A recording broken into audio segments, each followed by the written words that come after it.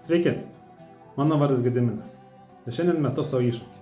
Kiekvieną dieną įvairiuose socialiniuose tinkluose dalinsiuos trumpo video, augimo, lyderystės temomis ir kočingo kuriamą vertę. Galbūt kai ką jau būsite girdėję ir žinoję, tačiau visi puikiai žinome, kad kartais labai gerai prisiminti svarbius dalykus.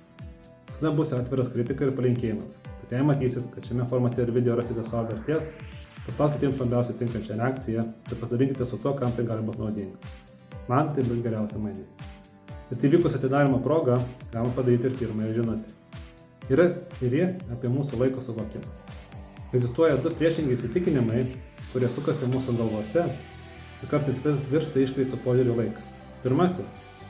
Mes nuolat skiriame per mažai laiko užduotims, nes tikime, kad viską atliksime greitai. To rezultatas – nukentėjusi darbų kokybė, ir mes jaučiamės įstrigę nuolatiniame bėgime. Ir antrasis. Tikime, kad turime marias laiko. Manome, jog svarbus gyvenimo tikslai, asmeninis tobulėjimas ar pokyčiai gali palaukti. Nuolat sau sakom, pradėsiu rytoj. Bet rytojus dažnai tampa dar viena atidėliojimo diena. Atvirumas savo padeda sugrąžinti laiko kontrolę. Kai suprantame, kad nei vienas laiko vienetas nėra beribis, tampame sąmoningesni savo sprendimus. Pradžiai padeda vienas suvokimas. Viskas, kas svarbu, turi prasidėti šiandien, o ne kažkurį rytoj.